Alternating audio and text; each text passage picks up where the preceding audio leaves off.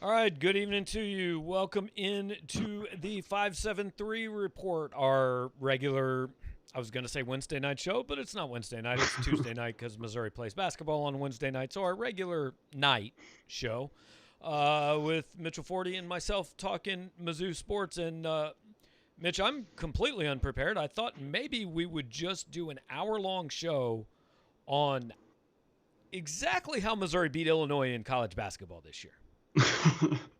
Yeah, Illinois is looking pretty good right now. I've got it up that they're currently beating Michigan by 20. Michigan, the number two Is team in the Michigan good? country. So, Michigan's having a good yeah, game. I think they're pretty good. They're 18-1. That seems good.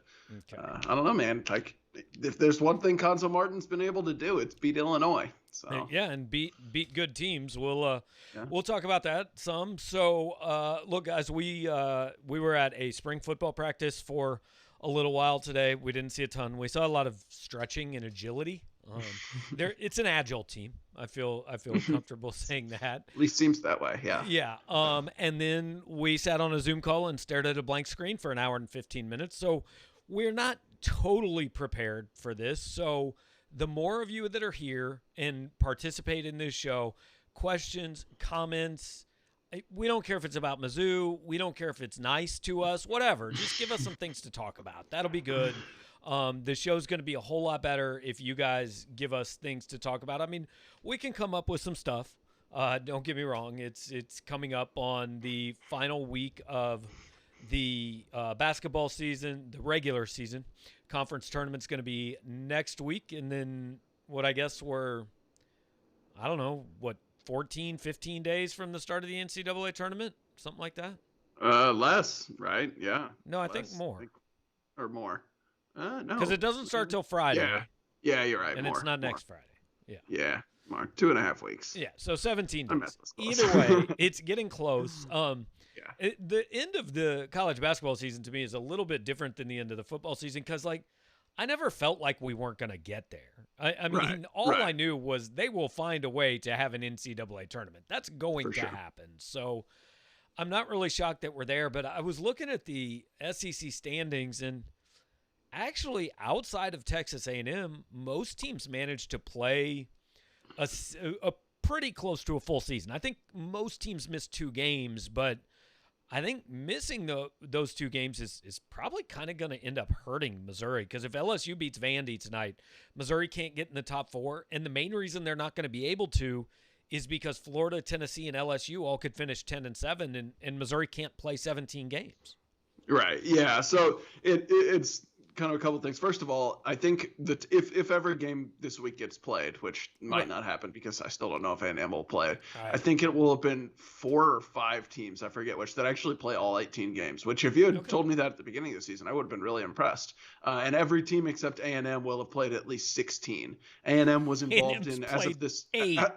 As of now, A&M has been involved in, I believe, 7 or 9 of the 16 postponements. I mean, so like I wrote about this earlier this week, and I think you and I have talked about it. They shouldn't be allowed in the conference tournament. no chance. Because also, like, why on earth we need to have just one game Wednesday night with Auburn out and have it be like A&M Vandy? That's terrible. No, they should not be involved. Because you can't tell me the SEC network is going, oh, we got to get that A&M Vandy game on. That's great inventory. Those 17 people that are going to tune in and see our lady doing the PSA on the beach, like, we need that. Nobody cares they could do about better. that. They could do better numbers replaying like some random Alabama spring game or something. Right. Like, so A&M fans don't even know basketball is being played, and Vandy fans just hate their coach because he's blocked them all on Twitter. Nobody's watching that game. That's true. That's true. And if the number of Vandy fans who care can easily fit in that arena at its like whatever 20% capacity. So, Yes. But anyway, so it hurts Missouri from a conference standings perspective. Absolutely. To have the 2 games they had, they're going to lose because they were the closest things you get to sure wins in the SEC. Home against Texas A&M, home against Vanderbilt. And so, say they finish, what would it be, 8-8? You're 10-8 obviously would move them up in the standings. Theoretically, I think it's going to be pretty tight in there. But at the same time, I actually there's also the argument to be made that especially as we got towards the end there, it was not a bad thing for their NCAA tournament resume to have those games canceled, because games like that can only hurt you. So, you know, it would have been great if they were played at the time, but I think as it came down, Missouri definitely would have preferred, if they were going to make up one game, to have it be that LSU game. Yeah, and like, let's be clear. Everybody is, I mean, I don't know. If they lose 3 straight games, I think they'll be nervous on Selection Sunday. Like, yeah. I think they'll still get in, because what we tend to do is focus so much like on the last 2 weeks. And it's been years since the NCAA did this last 10 games thing. That doesn't matter anymore. They actually do look at the whole season, and people forget that for the first half of this season, Missouri was really good. Like, we joked about the Illinois thing, but that's a huge deal. Illinois might be the number 2 team in the country. Yeah, right. And I think people have the tendency, and they do it with rankings as well as tournament stuff, where like the last week means you move X amount of spots because you won. Like, oh, that team won twice, they move up. That team lost, they move down. But like, it really doesn't work like that, you know, especially when you get into this area where a lot of teams are, you know, playing similar competition, or, you know, these higher quadrant games. Like, a loss doesn't kill you. And if you have the good wins, that's still going to help. So, yeah, I mean, certainly Missouri would prefer to not go into a situation here where it loses its last 3 games. And I think you might be sweating a little bit, you know, on Selection Sunday. I think they're in no matter what, but you know, it would certainly help to avoid at a minimum losing that first game of the SEC tournament. Right. I would say if first of all, just go win in Gainesville, and we can quit talking about this every day. But if they lose to Florida, they lose to LSU, like, if they then were to lose their first game in Nashville, to me, that's the equivalent of, I don't know, don't take the first 2 down the middle and allow the umpire to call you out on the one that was 6 inches outside. Like, yeah, maybe it was a bad call, but it's kind of your fault that it was a bad call. Agreed. Yeah. And I mean, that would, you know, that would be finished if they were to lose these 2 and then lose that first game of the SEC tournament. Would have been what, losing 7 of the last 8. Like, that's, you know, yeah, you don't really have a lot of right to complain at that point. Right. I agree. So, but I do think, like, all they got to do is win 1. And the sooner they win 1, it would be better.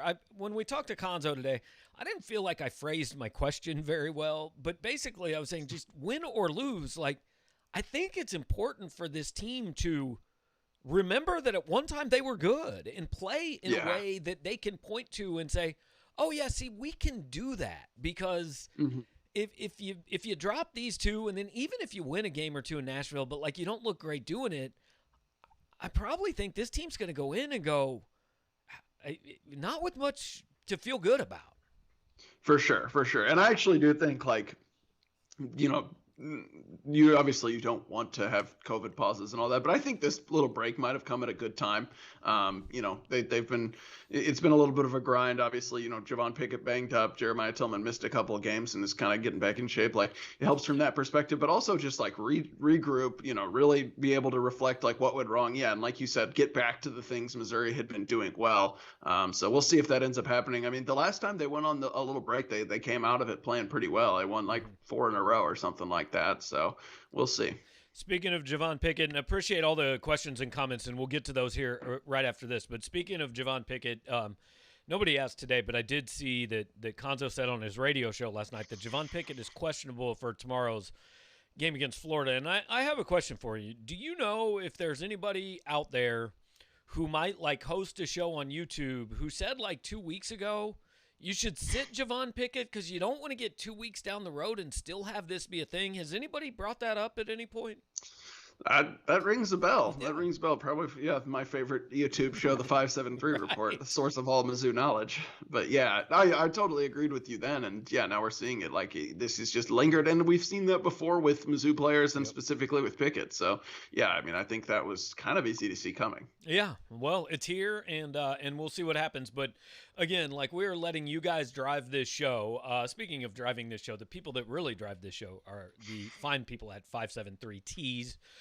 They are an online-only company, 573tees.com. If you go there, you can get their wide variety of apparel.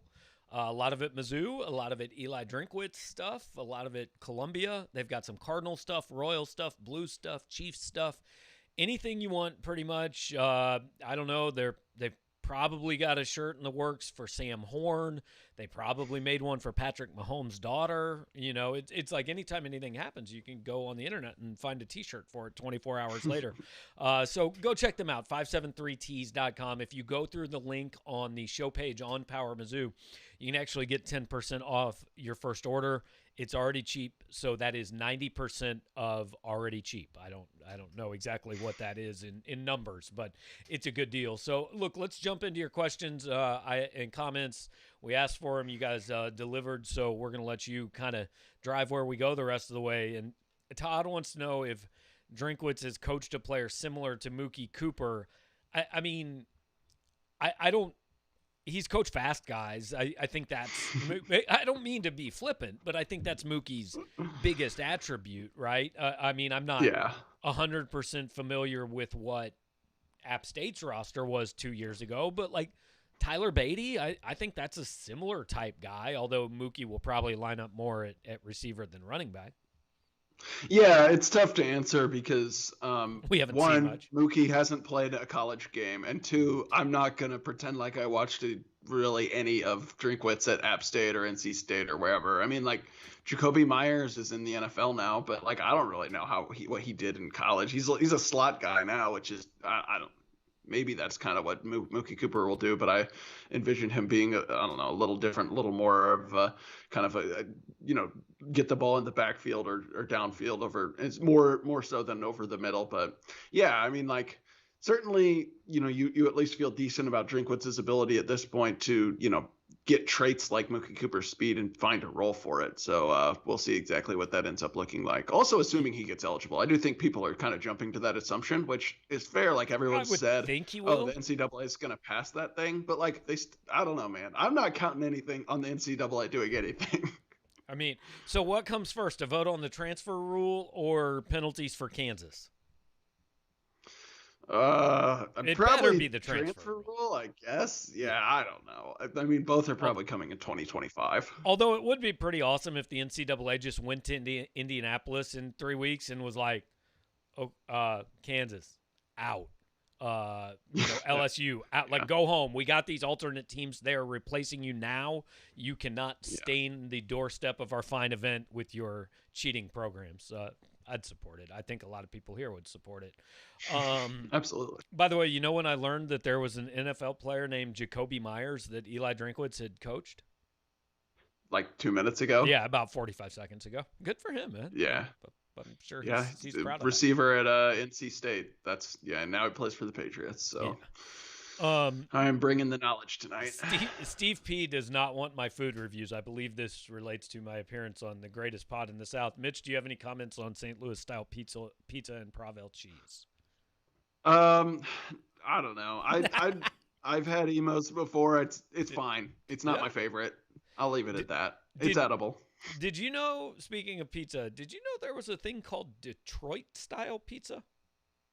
Is that just like Little Caesars? I don't know. I had no idea. I just know that Little Caesars is from Detroit and it's not very good. Little Caesars the founder was from Detroit. It is basically, it's super thick, like probably an inch thick, and there is no crust. The cheese goes all the way to the edge, and then you get this little kind of the crusty broiled cheese on the edge. I don't know. It looked like lasagna. I like lasagna. Yeah. I mean, like, I've rarely had a pizza that I dislike. Right. That even includes the emos. So I'm sure I would try it and find it okay, but it's not something I'll go out of my way to consume. I just learned all sorts of new things this week. I learned about Detroit style pizza on Monday afternoon. So Adam is asking on thoughts on Cody Brown and the likelihood he commits to Mizzou. Cody Brown, for those who might not be familiar, is a 4-star running back who signed with Tennessee, was released from his letter of intent because he did not want to play at Tennessee after they fired Jeremy Pruitt and hired Josh Heupel. And earlier today tweeted at Sam Horn about being teammates, which threw Mizzou internet into a bit of a tizzy. Look, I don't know. I haven't spoken to Cody Brown. We know Missouri has talked to him. They're involved. We know UCF. We know Miami is involved. I think I've seen a little talk of Michigan being involved. But we can't really say what the chances are at this point. Right. Yeah. I mean, because he hasn't answered us. Right. Until we hear from him, it's always hard to know. I mean, I can't add much because I know your source for Cody Brown intel is the exact same as mine. We've heard the exact same thing. So like, yeah, I mean, we think Mizzou is involved.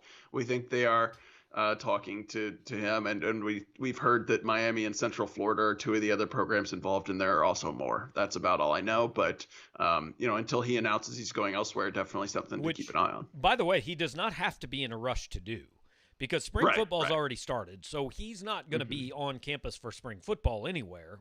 I mean, he's still in high school, so like he doesn't have to do anything until mid-August if he doesn't want to. Right. Yeah. The only potential, timeline issue would be if teams use up all their spots for initial counters. But I feel like those schools, they're probably going to hold a spot for that guy. Yeah, I would tend to agree. Or someone, you wait until, and it may get to the point where, July comes around or something, and, coaches like Drinkwitz saying, hey, man, like, we're about to maybe fill this last spot. What's your deal? So, but yeah, that's obviously a ways down the road. I think it makes a lot of sense for Missouri, though. I mean, breaking news, 4-star recruit would make a lot of sense for Missouri, right? But, I mean, their top two running backs, I think it's pretty clear, are going to be Tyler Beatty and Elijah Young. And I think you asked Elijah Young today, and he said, I think my skill set is a lot like Tyler Beatty. So they kind of don't necessarily have that. And I'm not even saying size or anything, but that Roundtree, that change of pace, right? I mean, it's kind of like the guy that throws the 82-mile-an-hour slider is much more effective after the guy that throws 98 than he is following another junk baller. So, like, just having two different styles, I think, would be beneficial. And I know Dawson Downing's there, Taj Butts is coming in, but I'm not sure Missouri has that different style right now.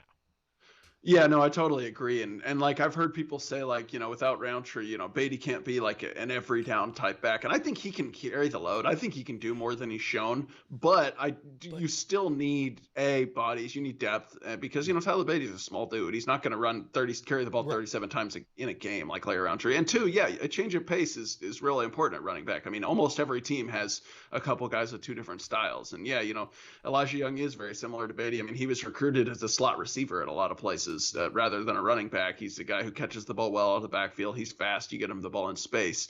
So, yeah, I mean, certainly if Missouri can find, a guy like, Cody Brown would kind of have fallen into their lap, but even if not him, I think that would be something they'd look for in the transfer portal is a guy who can, carry the ball 10 times a game or so between the tackles, maybe be a little bit more of a short yardage runner. And I've always thought the idea you have to be 6'2", 210 to run the ball between the tackles is overrated. I think you can be a good short yardage back or a good between the tackles back if you're smaller than that. But to me, the bigger deal is every one of those carries that Tyler Beatty is picking up is another hit and another bruise and another potential injury this year, which then is he the same guy when he takes a jet sweep that he was last year if he's taken 9 hits from a middle linebacker every game? I don't know.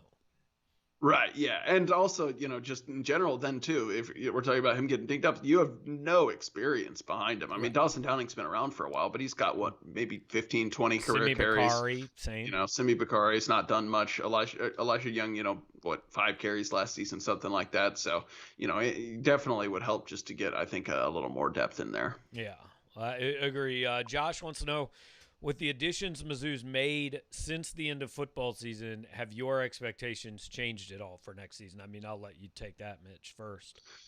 I mean, not really. I'm thinking Blaze Aldridge, I guess, kind of fills a role, but I don't really know what to expect of him at this point. EJ Doma-Ogar probably helps out, at guard.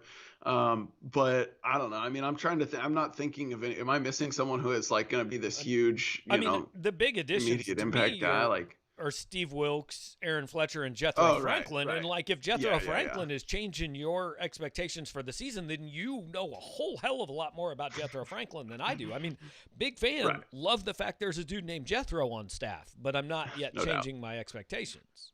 Right. So yeah, no, long story short, no. And my expectations were always, it's not like they're set in stone. I'm willing to be, surprised and wrong. I've said something along the lines of 7-5. I could very much see 8-4. It's not the hardest schedule in the world. I'm openly saying, this far out. I mean, like, I'm always wrong when I predict things the week before they happen. At this far out, I guarantee I'm wrong. So basically what I'm saying is my expectations mean nothing. Yeah, I don't set expectations in March because in this year's even more so. Like, we don't know what some of these other rosters are going to look like. Like, look, who knows? What if an opposing coach, gets caught on tape making strong-ass offers and gets fired and some other team looks completely different? Or what if Missouri adds Cody Brown and some other big-time transfer? Or what if, God forbid, in fall camp somebody's starting quarterback gets hurt? I mean, you can look at a schedule and say, hey, here's kind of where I think they'd fall, and that's all well and good, and I get that we all do it, but I just don't set any expectations for a season that isn't going to start for 5.5 months, 6 months yet. So, for sure. Okay, Adam wants to know if Mizzou ends up as an 8-9 and Illinois is a 1, could there be a potential second-round matchup, or does the NCAA avoid regular season rematch? I think for the first 2 rounds, if possible, they avoid it. Correct? Yeah, I believe you're correct. If possible, they would. I think they would prioritize making sure Missouri wasn't in the same little group as another SEC team. So if there's an SEC team who's also an 8-9 against Missouri, or if there's an SEC team as a 1, which there's almost certainly not going to be. Right. But yeah, if possible, they would try to avoid that. But the other thing they always say in seeding is teams can get moved up and down a line. So like, if Missouri's a 9. And the only place they fit in is Illinois' region, they could also make Missouri a 10 because they're very clear that to make sure we don't have conference games or rematches or whatever, like we do have the liberty to move a team a seed line. So in all likelihood, if you're on the 8-9 line, you're getting Gonzaga, Baylor, or I think even with the loss tonight, probably I would think Michigan, because they're losing to the number 4 team in the country. Yeah. Ohio State's lost a few in a row. I'd be stunned if Michigan somehow fell off the 1 line. Yeah, Ohio State slid a little. I can't see Alabama or Houston getting up to that. Alabama has a slim chance. Like if they win the SEC, but I don't think so. I mean, especially with Illinois picking up this win tonight, actually, I see almost no chance. Right. And what if Alabama wins the SEC tournament? I mean, they've beaten like probably Kentucky, Florida, and Arkansas. Like they're okay. There's 1 or 1.5 good wins there. Yeah. So yeah. Let's see. Okay, Floyd the Barber. I like that name. Great name. Yep. Drink has been almost exclusively recruiting 6-foot DBs. What do you think 6-foot or taller DBs? What do you think the philosophy is? I would say the philosophy is to recruit DBs who are 6 feet or taller, right? Is that a fair statement? I mean, guess he's kind of said that. Get more length. I mean, that was something that started even kind of under Ryan Walters. He talked about liking longer DBs. I don't think it's that unique. I think, if you can find a guy who's agile enough and, obviously having length makes it harder to complete passes around him. So, I mean, how many 5'10" corners are there? Not many. Yeah. Right? Not that I know, and I think you'd be more likely to be a safety at that point, or a receiver, maybe like a slot guy. Yeah. I think in general, most defensive backs that are gonna play at this level tend to be a little bit taller guys. But he has been pretty clear. Like, look, we want longer defensive backs. We felt like we needed some size at receiver. We generally want guys that come more ready-made 290, 300 on the offensive line than having to build them up there. That seems to be things that he likes going in. I am one who doesn't pay very much attention to the measurables. I mean, I want to know a kid's stats. I want to see him play, and I don't care if he's 5'7" or 6'7", right? If he's good, he's good. I mean, I've seen plenty of dudes that look good get off of the bus and can't play at all. And then, like the MVP of the national title game 2 years ago was 5'7", 220 pounds and wasn't recruited by hardly anybody. Right. Yeah. I mean, yeah, too, we're talking about 17 and 18-year-old kids. Those measurables change. Yeah. So almost everyone either grows a little bit or gains weight or whatever in college. I would say most of them don't get shorter, though. Like, if you recruit a 6'2" DB, I think he's probably going to stay above 6 feet. That's a good point. Yeah. They don't go backwards. So, all right, Trevor Thompson here. This is why we didn't talk about this, because I knew we'd have a question about it. Thoughts on the Sam Horn commitment and what it means for the rest of the 22 class. So, look, if you have managed to find this show on the internet, you know who Sam Horn is. So we're not going to go into that. And I always say up front, recruiting is largely PR. It wins no games on the field. I mean, it does eventually win games on the field. But, like, there is, to me, an equal chance that Sam Horn is the next Chase Daniel or the next Chase Patton. I don't know which one he's going to be, right? So the only thing you can judge it on is what's it mean on this day. And on this day, that's – I mean, it's clearly the biggest one that Eli Drinkwitz has gotten at Missouri. And I would argue I'll leave this to you. It's Missouri's biggest commitment since when? Since who? That's a harder question for me than you, because you've been covering Missouri recruiting a lot longer than me. But I mean, I don't know. This is I mean, the guy I have in mind is a guy that you know. Right. Terry Beckner, Dorial Green Beckham. I would say Locke. I would say Drew Locke. Okay, Locke. Yeah. Yeah, I agree. So a couple things there. First of all, like you said, equal chance he's the next Chase Daniel or Chase Patton. Like, there's a way greater chance he's Chase Patton than Chase Daniel, because there's only been one Chase Daniel at Missouri ever. Right. That's almost unfair to him. But anyway, I think it's, a bigger deal, not because of, Sam Horn specifically and what he might be as a player, and he might be very good, who knows.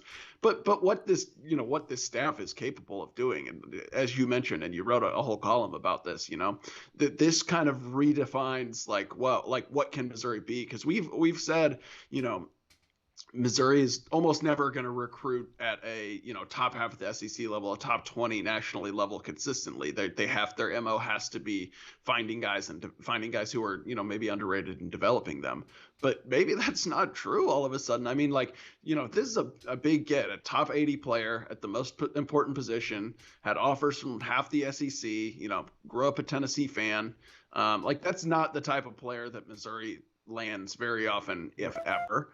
And, doing so at quarterback, obviously it helps you sell that to the rest of the offensive players in that class, and maybe even the class as a whole. So I think it's just, it's just more evidence that this staff is, and this head coach in particular, is able to recruit at a level we maybe haven't seen here before. Yeah, a quick shout out to Pocket Watch for stopping by and giving us the super chat. Always appreciate that, Pocket Watch. He's becoming a Missouri fan. So we're converting Auburn fans here. We're just doing you guys favors. So back to the question at hand about Sam Horn.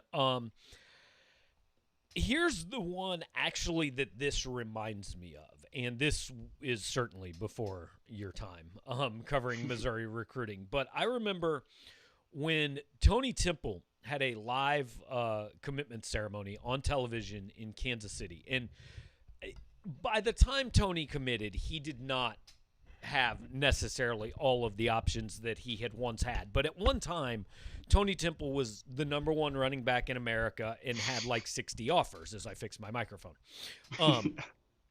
But I mean, he could have gone a million different places. By the end, some of those had dried up. But I remember writing that for a coach who was trying to get his program really going, because I think that would have been the 04 class, like Tony Temple was the kind of commitment that you hold up to other kids and say, if it's good enough for him, it's good enough for you. And that started to happen. Now, I think that probably had as much to do with Brad Smith, obviously, as it did with Tony Temple. But Tony did go on to, he's one of the top 10 rushers in school history. He was the 07 Cotton Bowl MVP, had a very good career here.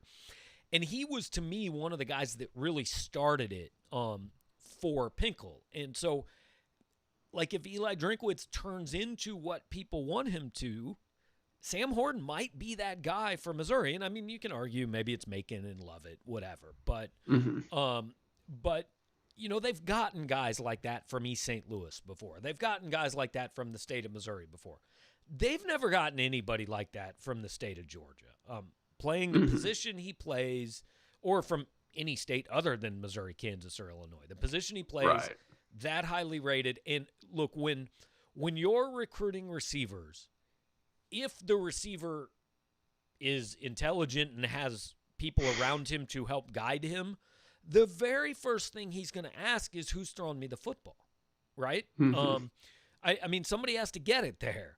And now Drinkwitz can answer that question really for the next 5 or 6 seasons. And I mean, that's just on Connor Bazelak's career. We're not even getting into Sam Horn. So That's true. Connor Bazelak will be here until 2030. yes, but no, absolutely huge. I don't think it can be overstated. And look, he's probably going to tweet out another offer at some point. He might even have a Zoom call with somebody like top 80 in the country.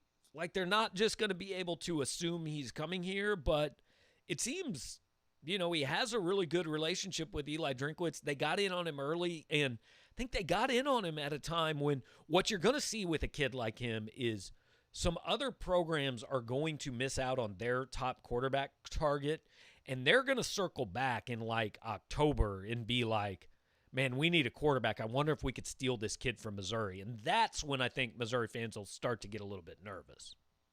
Yeah, for sure. But yeah, I mean, like, one, obviously way better to try to hold on to a committed player than get someone to commit. And two, he seems to have a really good relationship with Drinkwitz and the staff. I mean, obviously he wouldn't have committed if not. So I'm certainly not going to set it in stone, but you feel pretty decent about Horn ending up at Missouri. And touching on one of the things you said, like, yeah, this alone isn't, enough to, sell to all these recruits and say, you have to come here because he did. You have to pair it up with winning on the field as well. Obviously. But it's just one of those things we've talked about a lot. Like, what comes first, the winning or the good recruiting? And it's kind of both. They kind of have to happen at the same time. And obviously, half of that equation looks to be happening. Well, and I think this is worth pointing out too, because I know people have talked about it a little bit. Like, and I don't mean this as a negative comment, but the truth is, assuming Sam Horn follows through and signs here, either Sam Horn or Tyler Macon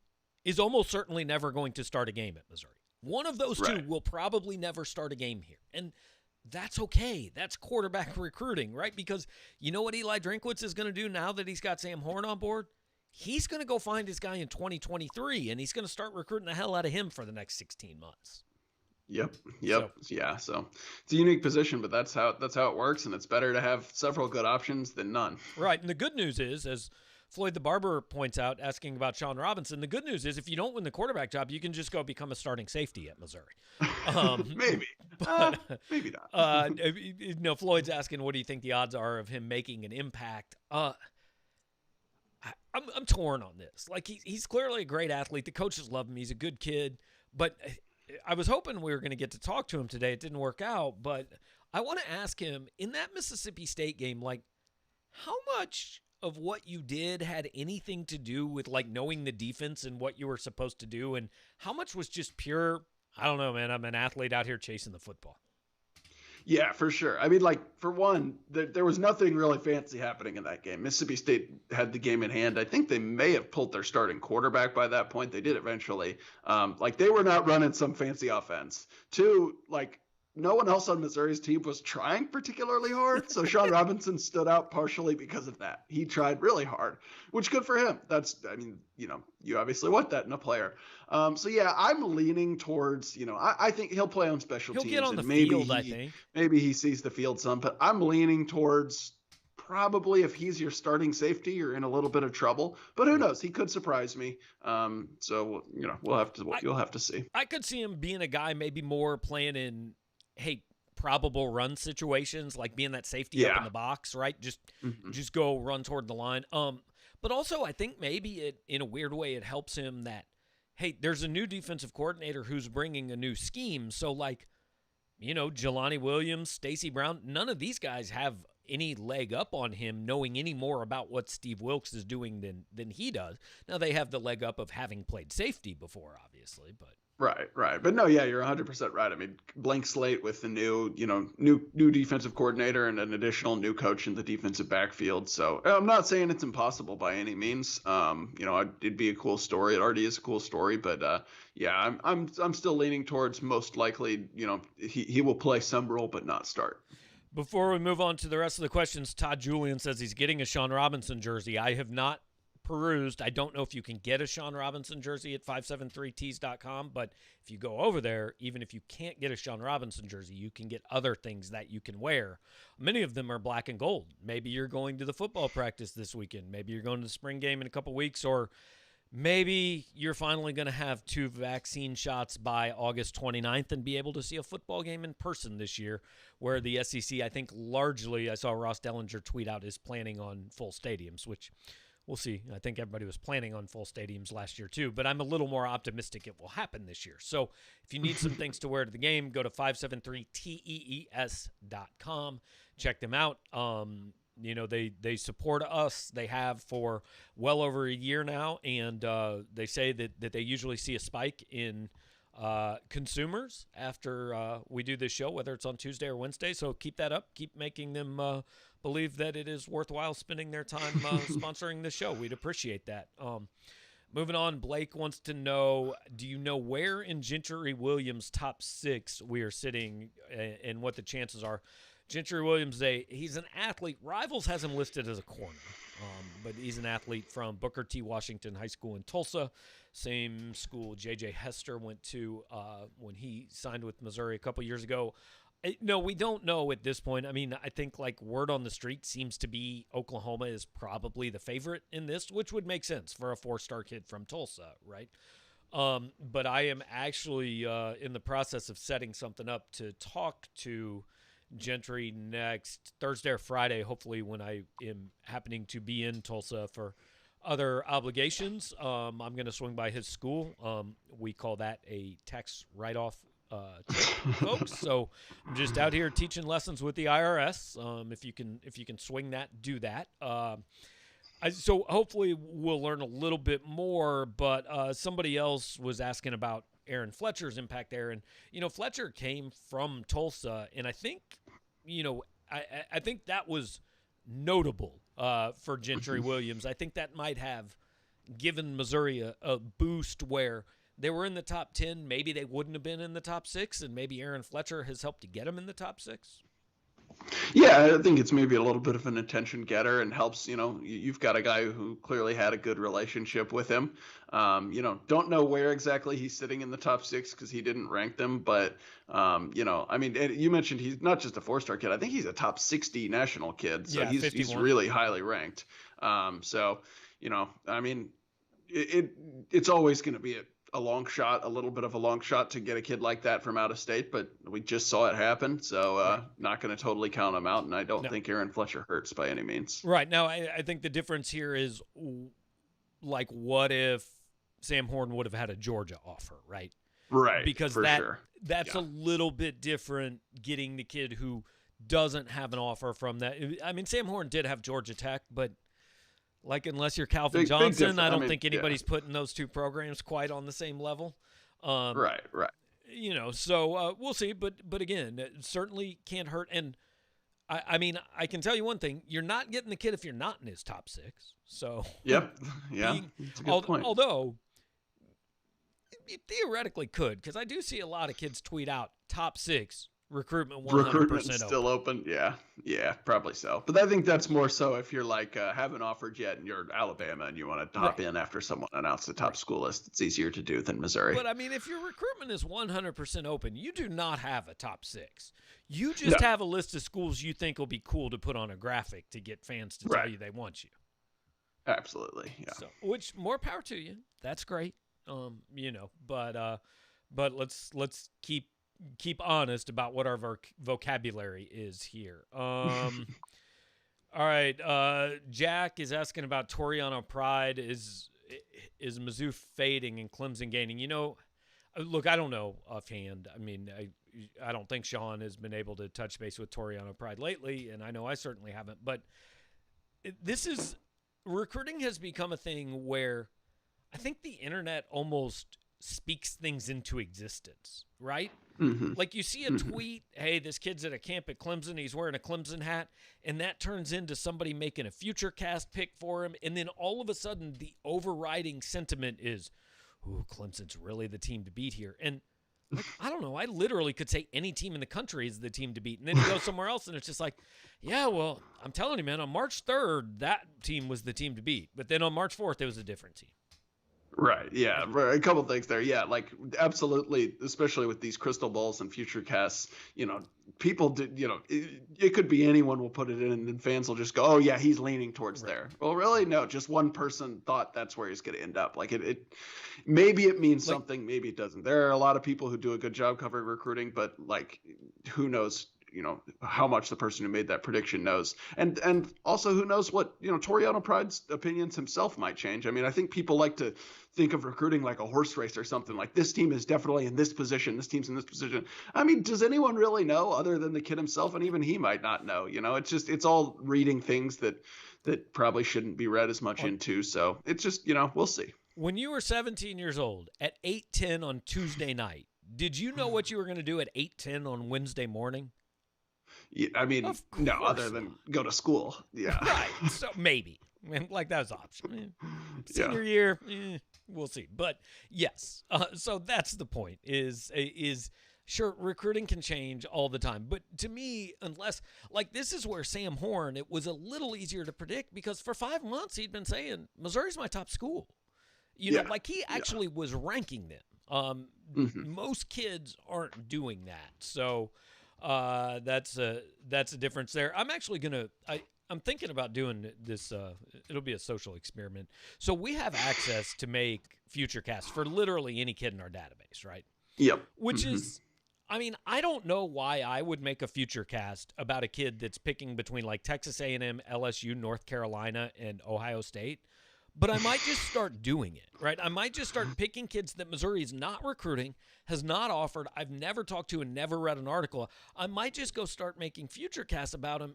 Like I might pick like 6 kids to commit to NC State and see if people all of a sudden are like, oh, future cast coming in for NC State. NC State really building a nice class here.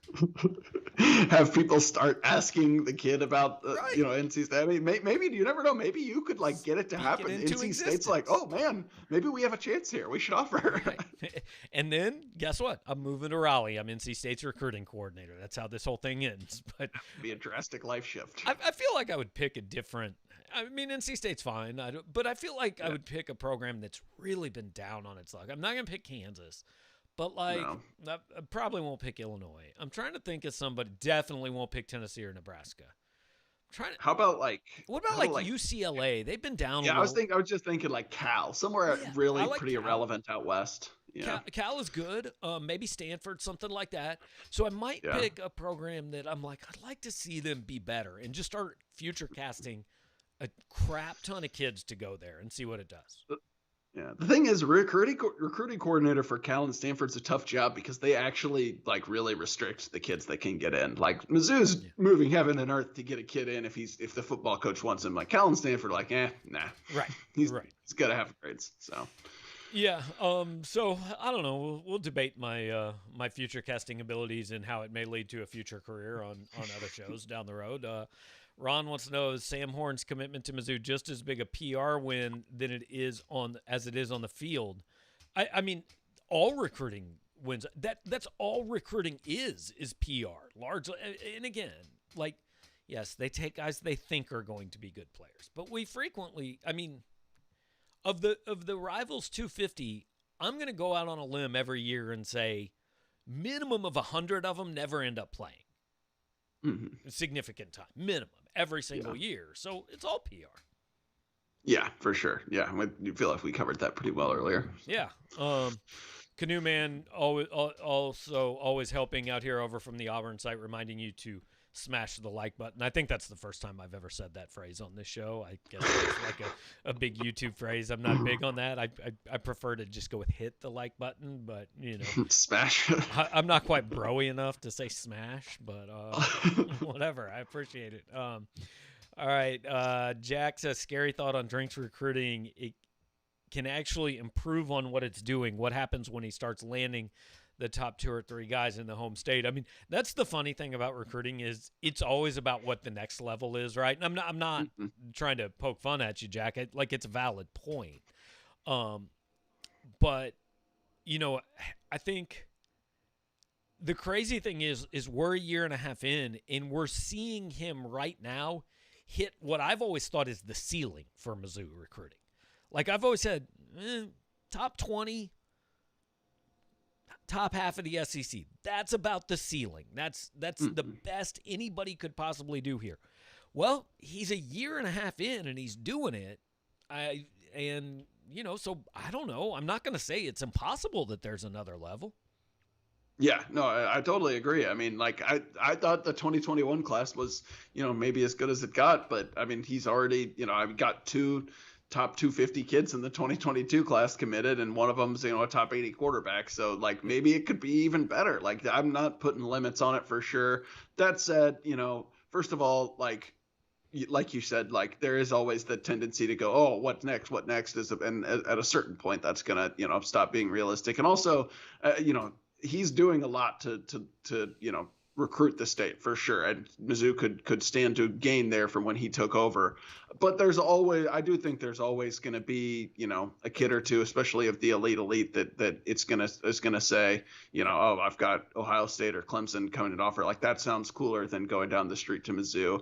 And that I mean you'd like to get all those kids, but I think in a given year there's always going to be one, or almost always going to be one of those type things, no matter who's the coach. Well, and Gary Pinkel was the most successful modern coach in Mizzou history, and he didn't what I would call lock down the state. I mean, he got a lot of guys. And in general, outside of Lawrence Maroney and Adrian Claiborne and Ezekiel Elliott, the guys he missed didn't actually end up going on to have great careers, and some of the guys that he got had much better careers than expected. But my point is, like Mitch said, you're never going to get them all. But Pinkel did kind of have it to a point where, like, if you didn't want to come here, you just didn't want to come here, right? I mean, there was nothing. It wasn't because the program wasn't good enough, and that's where the winning comes in. That's where getting Sam Horn isn't going to change a bunch of kids' minds in the state of Missouri, but getting Tyler Macon and Dominic Lovett and then going 9-3, that's going to change some minds. Because I was having the discussion with somebody, I think it was earlier today, actually, about the Missouri's basketball recruiting. And we all know they've missed a lot of guys in the state.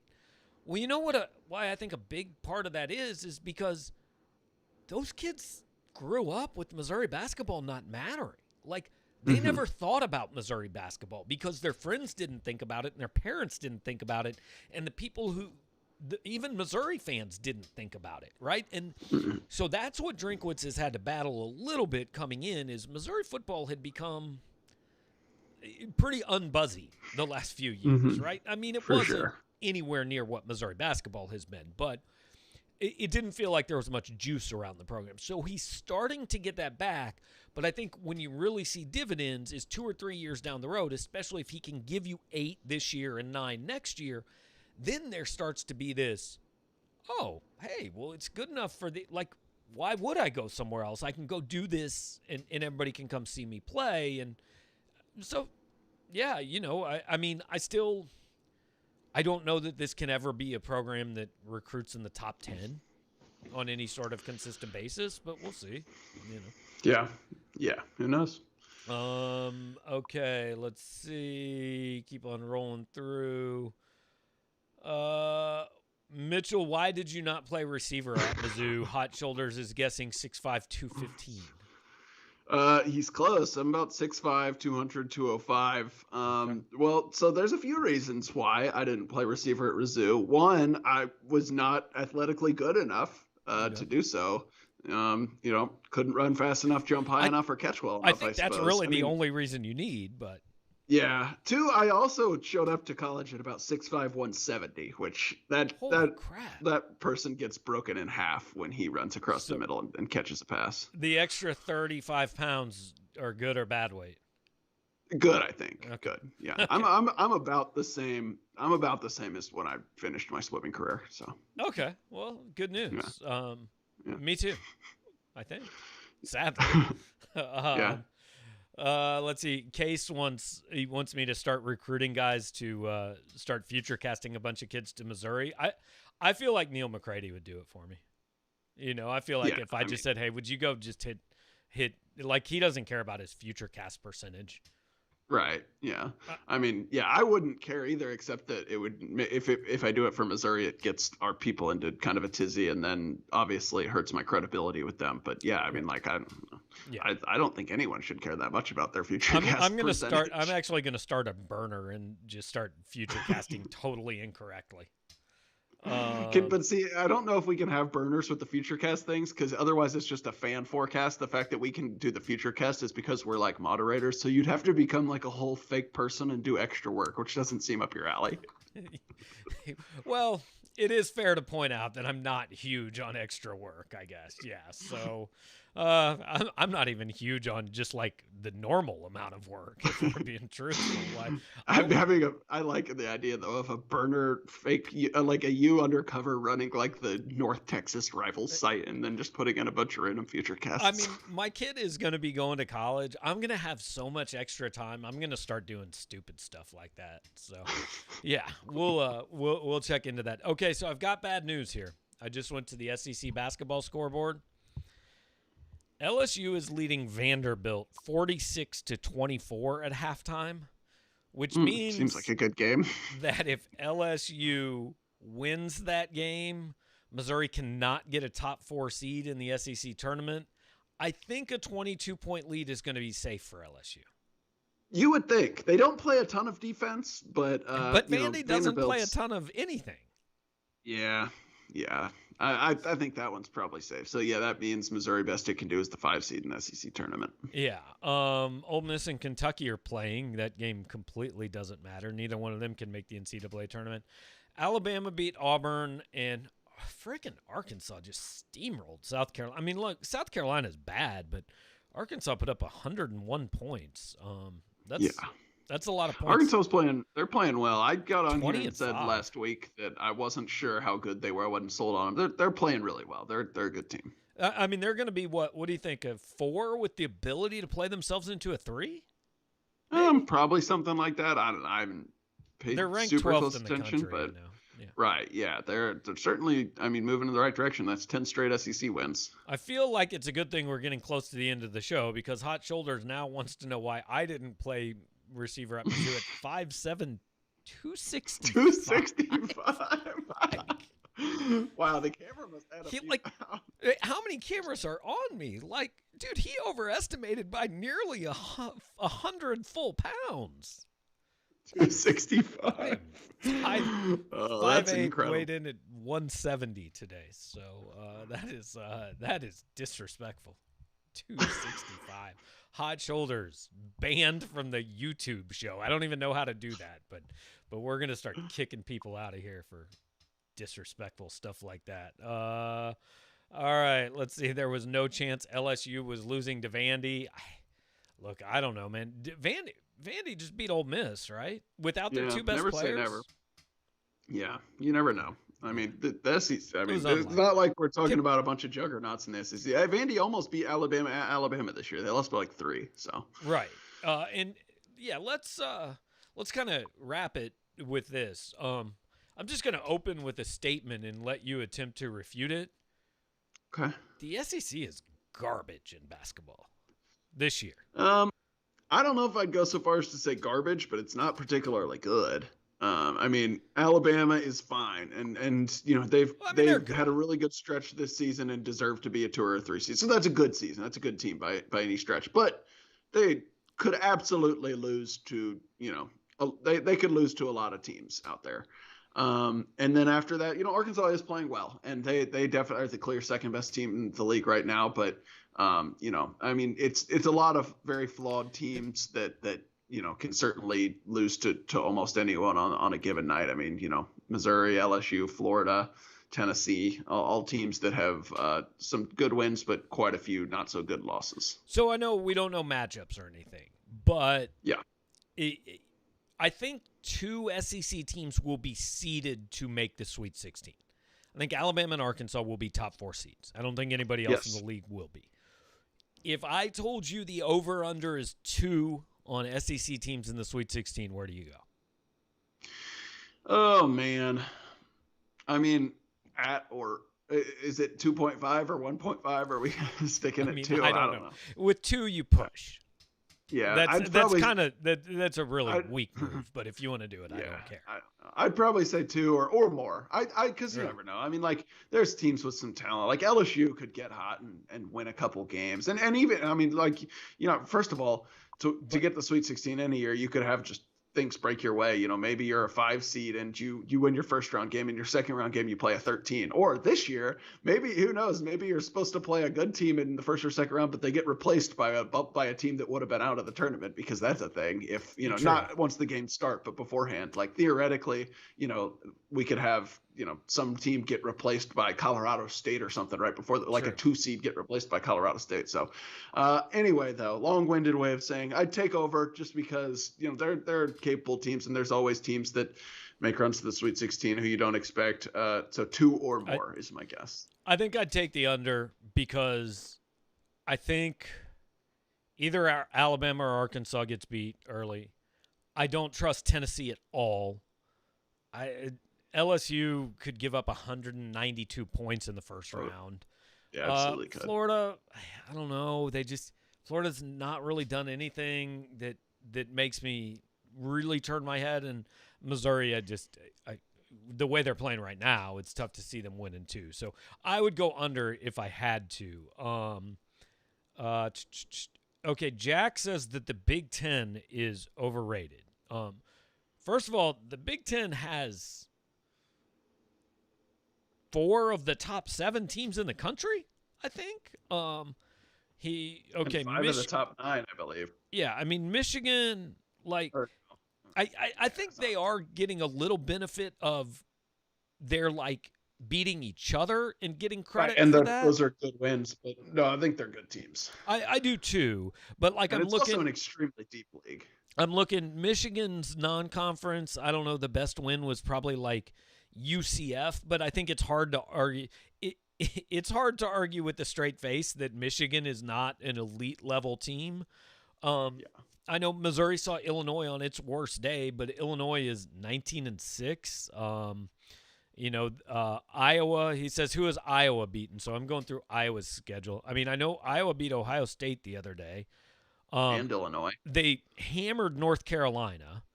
One of their 7 – here's their 7 losses. Gonzaga, at Minnesota, Indiana, Illinois, Ohio State. Geez, they got swept by Indiana, which is weird.